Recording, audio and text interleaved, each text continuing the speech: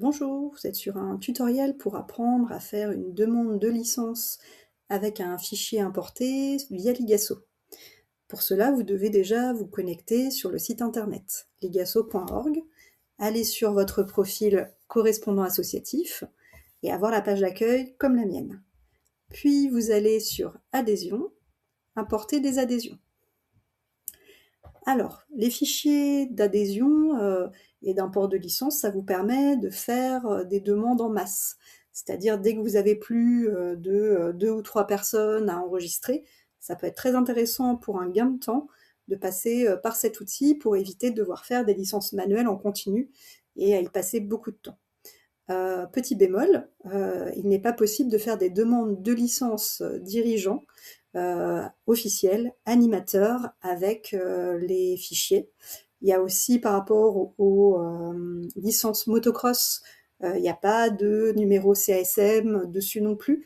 Donc c'est encore un petit peu limité. On a fait un petit retour national là-dessus et on espère avoir un nouveau fichier qui puisse être un petit peu plus complet pour vraiment englober toutes les demandes de licence possibles. Donc on va commencer les étapes. Vous allez voir, il y en a 3. Étape 1, c'est un petit récapitulatif du coup de l'action que vous allez faire. La bonne saison, la catégorie des adhérents, c'est des licences UFOLEP ou peut-être des UFOPass. Vous avez votre association, la date de validation. Alors vous pouvez mettre un petit peu plus tôt que la date où vous faites le transfert, étant donné que vous avez eu les demandes de licence un petit peu en amont. On clique sur suivant. Étape 2, ça c'est la catégorie du coup d'activité. Donc moi je vais mettre multisport. Suivant. Étape 3, on va aller chercher le fameux fichier. Alors ce fichier, vous pouvez le retrouver du coup sur notre site internet UFOLEP 44.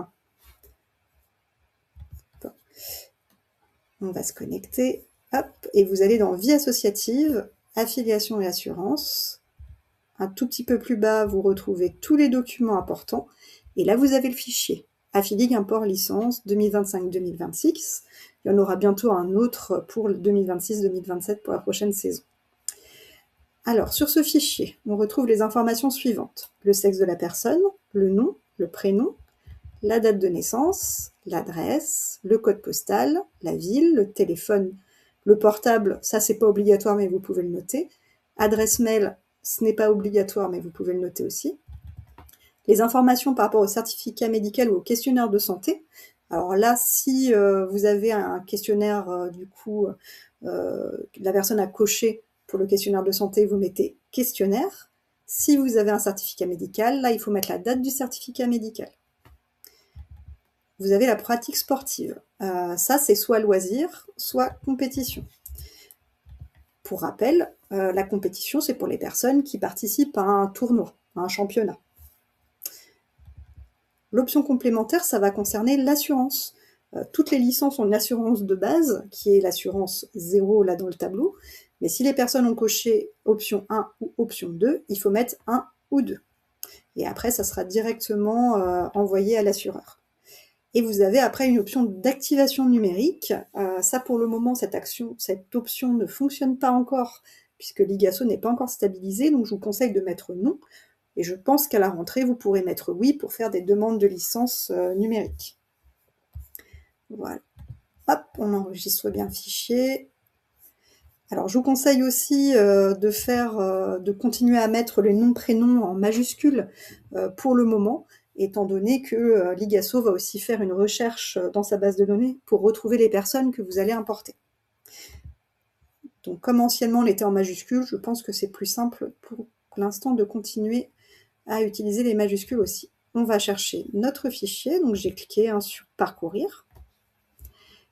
Voilà, vous voyez, il est bien noté. Attention, c'est un point CSV. C'est mieux pour que le logiciel puisse bien le repérer. Et donc là, vous avez l'étape 4. L'étape 4, c'est un lien qui va se faire entre le tableau et le site. Alors, vous avez l'entête fichier importé, c'est vos colonnes de votre fichier. Ça, c'est la première ligne de votre... la deuxième ligne de votre fichier avec les données. Et ça, c'est ce qu'a repéré Ligasso. C'est-à-dire que là, il a bien vu que la colonne sexe, il l'a bien repéré, nom, prénom, etc. Vous voyez, il arrive bien à faire la connexion. Ça peut arriver qu'il y a certaines connexions qui ne se font pas. Par exemple, là, vous voyez, entre le certificat médical ou questionnaire, c'est vide. Là, il faut aller l'aider un petit peu et aller chercher le bon champ. Voilà, pour les autres, on est bien, n'hésitez pas à regarder. De toute façon, si vous cliquez sur suivant et qu'il y a un champ obligatoire qui n'est pas noté, ça va mettre erreur. Vous serez obligé d'aller chercher ou peut-être de créer une nouvelle colonne sur votre fichier. Si vous utilisez le fichier du coup sur notre site internet, normalement vous n'aurez pas de problématique pour recréer des colonnes. Alors, donc l'IASO est en train d'importer. Donc on voit bien un enregistrement avec un adhérent, une adhésion. On importe les données.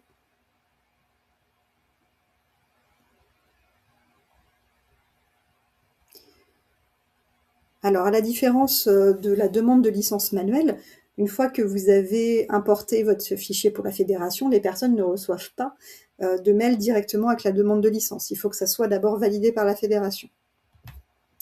Alors, pour retrouver votre fichier, vous allez après dans Adhésion lot, et là, vous retrouvez le fichier qui est importé.